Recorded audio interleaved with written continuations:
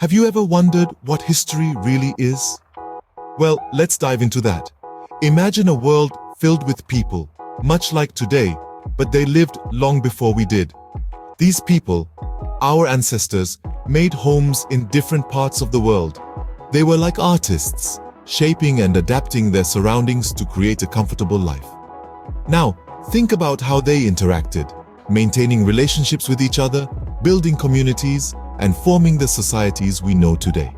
This fascinating story, the tale of their lives, their journeys, their achievements, and their struggles, is what we call history. But history isn't just about facts and dates, it's a vibrant tapestry, intricately woven with the threads of human experience and memory.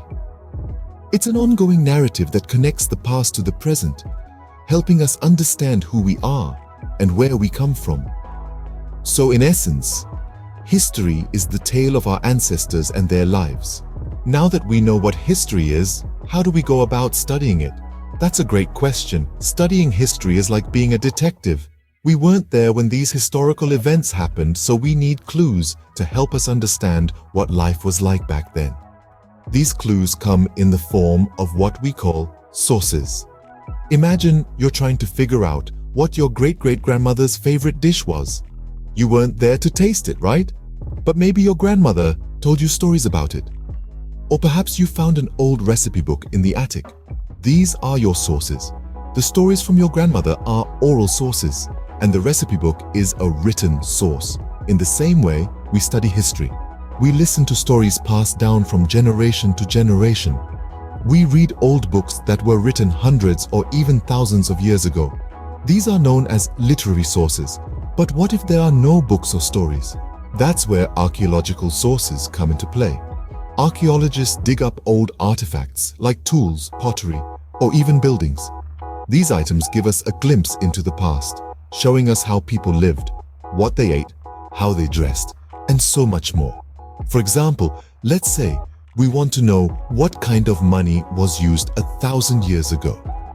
We might find ancient coins in an archaeological dig.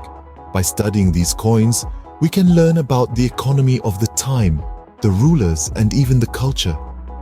Or maybe we want to know what kind of throne our ancient kings sat on. We might find an old throne in a museum.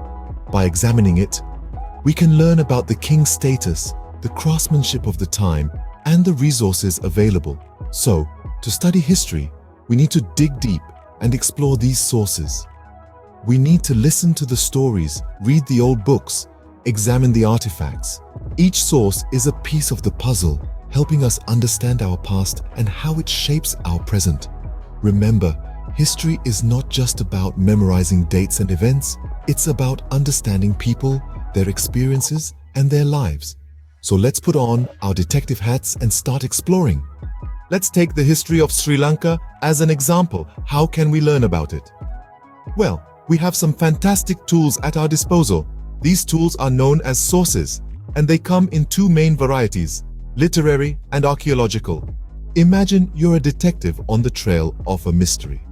In our case, the mystery is the history of Sri Lanka. Now, as a detective, you'd need clues, right? In the world of history, our clues are these sources we've been talking about. Let's start with literary sources. These are like letters from the past. They're written records, like old books or folk tales, that give us a glimpse into what life was like in another time. In the case of Sri Lanka, two of the most valuable literary sources are the Dipawamsa and the Mahawamsa. These ancient texts, written in the 4th and 5th centuries respectively, tell us about the rulers, the people, and the culture of Sri Lanka in those times.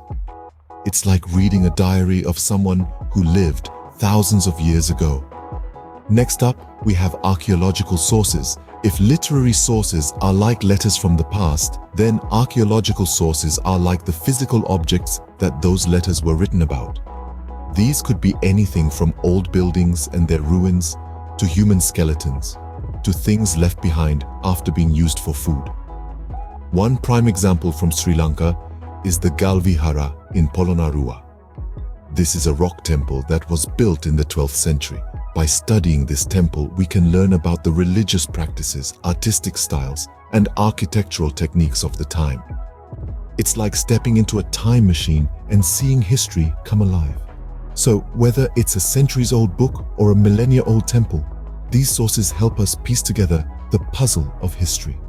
They show us how people lived, what they believed, and how they interacted with the world around them. By exploring these sources, we can unravel the fascinating history of Sri Lanka. So let's put on our detective hats and start investigating.